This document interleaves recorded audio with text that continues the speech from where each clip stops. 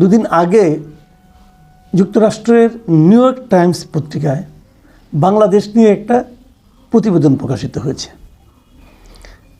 সেই প্রতিবেদনে অনেক কথা আছে। প্রতিবেদনটা এমন একটা কথা, যেমন আমি ওটা যদি বাংলায় শিরোনামটা বলতে চাই, তো ওনাদের ওটা সরল বাংলাগুলো যেটা দাঁড়াচ্ছে সেটা হলো, তারা বলার চেষ্টা করেছে যে বাংলাদেশ নতুন করে গড়ে উঠছে এবং ইসলামী কট্টরপন্থীরা সুযোগ খুঁজছে। মানে ইসলামী কট্টরপন্থীদের একটা অনুকূল পরিবেশ, মানে নতুন করে আত্মপ্রকাশের অনুকূল পরিবেশ যেন বাংলাদেশে বিরাজ করছে, এই ধরনেরই কথা বলা হয়েছে সেই প্রতিবেদনটাতে। আমি আজকে আসলে প্রতিবেদনটাতে কি বলা হয়েছে ডিটেল ওই আলোচনায় যাব না। আমি অন্য এই প্রতিবেদনকে ঘিরে কি হচ্ছে সেটা নিয়ে একটু কথা বলবো। তার আগে প্রতিবেদনটাতে আসলে কী বলা হয়েছে সে সম্পর্কে সংক্ষেপে ছোট্ট করে একটা ধারণা আপনাদেরকে আমি দেওয়ার চেষ্টা করি। আমার ধারণা এটা না দিলেও চলতো, কারণ আমার এটাই ধারণা যে আপনারা অনেকে হয়তো সেই প্রতিবেদনটা এরই মধ্যে পড়ে গেছেন, অথবা অনুবাদ পড়েছেন, অথবা এটা নিয়ে মানে ভিতরে কী আছে না আছে এটা আপনারা পড়েছেন। মূলত সেখানে যেটা বলা হয়েছে যে বাংলাদেশে এক ধরনের মৌলবাদী বাস্তবতা বিরাজ করছে। মানে যেমন মরাল পুলিশিংটা চলছে, নারীরা স্বাধীনভাবে তাদের জীবনযাপন উপভোগ করতে পারছে না। দুই একটা এক্সাম্পল দেওয়া হয়েছে, ওই যে একটা নারী ফুটবল খেলাকে যে বন্ধ করে দেওয়া হলো সেটার কথা বলা হয়েছে। রাজনৈতিক এক ধরনের শূন্যতা তৈরি হয়েছে, পুলিশ বিভাগ ঠিকঠাক মতো কাজ করছে না। এটার কারণে ওই মৌলবাদীরা, তৌহিদি জনতা এরা বেশ মানে আপনার সক্রিয় হয়ে উঠেছে। তারপরে ইসলামপন্থী দল যেগুলো আছে তারা দেশে একটা ইসলামী শাসনতন্ত্র কায়েমের চেষ্টা করছে। তারপর সেখানে আরও বলা হয়েছে যে নতুন যে সংবিধান করা হচ্ছে সেখানে ধর্মনিরপেক্ষতাকে বাদ দেওয়া হয়েছে।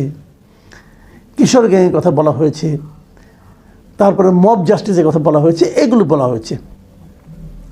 তো এই নিউজটা নিয়ে নানা ধরনের কথা কিন্তু হতে পারে, ঠিক কি বেঠিক সে আলোচনা, অথবা বাস্তবতা কি কিছুই নেই, ওরা কি একদম হাওয়ার উপরে লিখলো, সে আলোচনাও আপনারা করতে পারেন। কিন্তু আমি এই আলোচনাগুলির মধ্যে এখন আর যাচ্ছি না, কারণ এটা নিয়ে আপনারা যার যার মতো মত থাকবে, আমারও একটা মত আছে।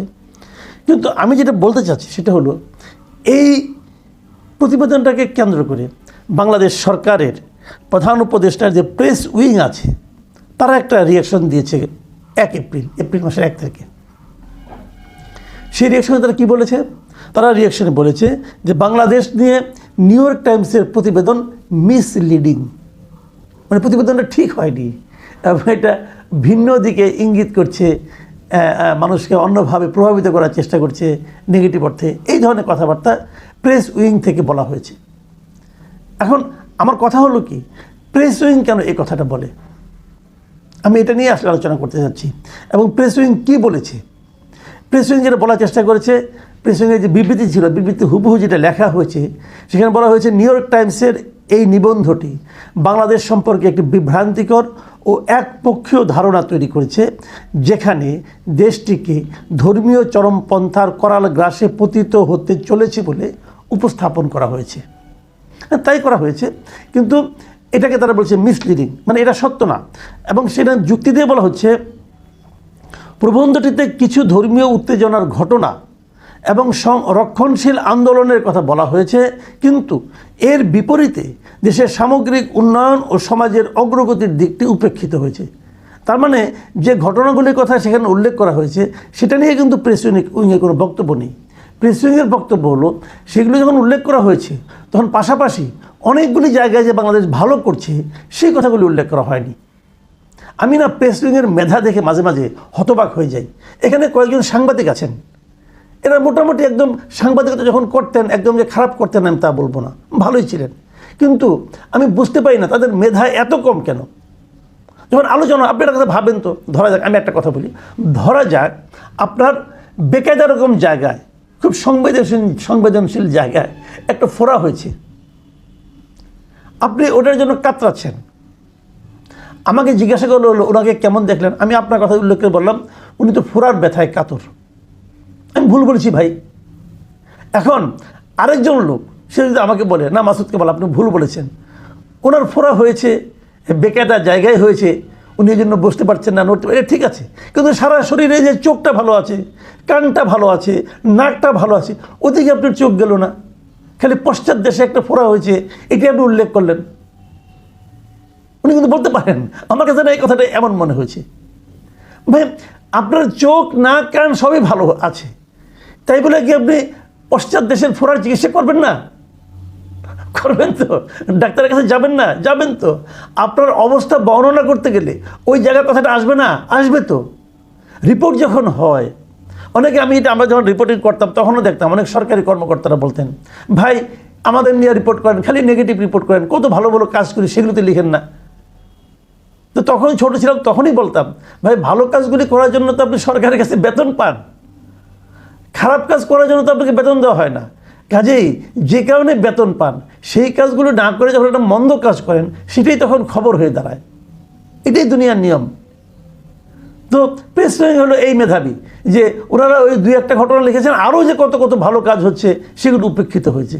উপেক্ষিত হয় নাই। এই বুদ্ধি নিয়ে চললে দালালি করতে পারবেন, কিন্তু প্রকৃত বাস্তবতা তুলে ধরতে পারবেন না। আপনাদেরকে বলে লাভ নাই, কারণ আপনারা তো জেনে শুনে দালালি করতে গিয়েছেন সেখানে।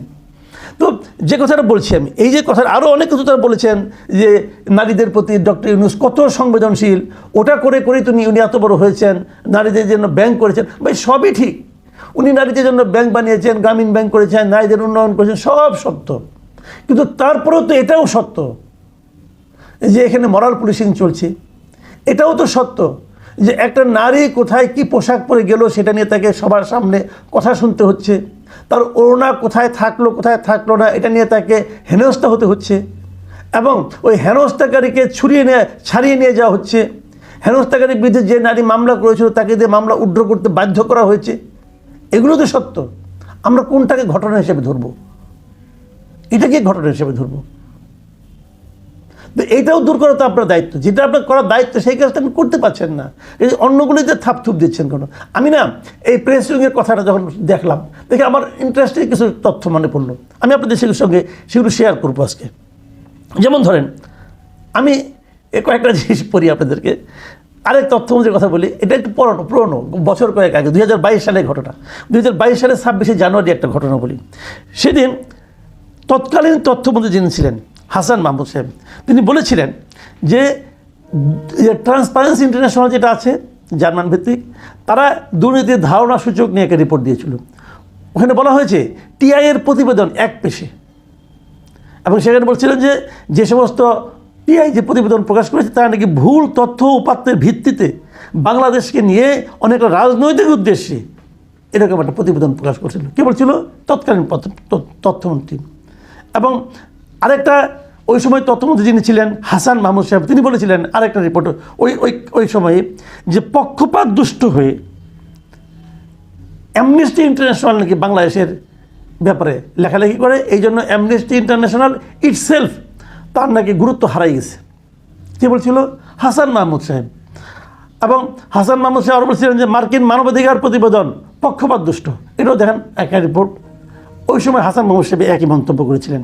আচ্ছা ঠিক আছে, তারপরে দেখুন তারপরে যিনি তথ্য প্রতিমন্ত্রী হলেন মোহাম্মদ আরাফাত, তিনিও কিন্তু রিপোর্টার্স উইদাউট বর্ডার্সের প্রতিবেদন ভুল ও অর্ধসত্য এই মন্তব্য উনি করেছিলেন।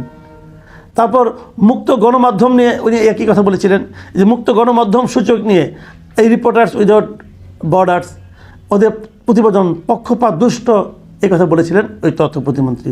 মানে একই ভাষায়, যে ভাষায় আজকে প্রেস উইং কথা বলছে, ঠিক এই একই ভাষায় আওয়ামী লীগ সরকারে যারা তথ্যমন্ত্রী ছিলেন কথা বলতেন, আওয়ামী লীগ সরকারের মন্ত্রীরা কথা বলতেন একই ভাষায়। তখন বাংলাদেশ নিয়ে পশ্চিমা মিডিয়াতে, পশ্চিমা বিভিন্ন সংগঠন, পশ্চিমা বিভিন্ন পত্রপত্রিকা যে লেখাগুলি হতো তারা বলতেন সেগুলো অর্ধসত্য, কখনো বলতেন পক্ষপাত দুষ্ট। আর আজকে আমাদের প্রেস উইং বলছে যে পক্ষপাত দুষ্ট।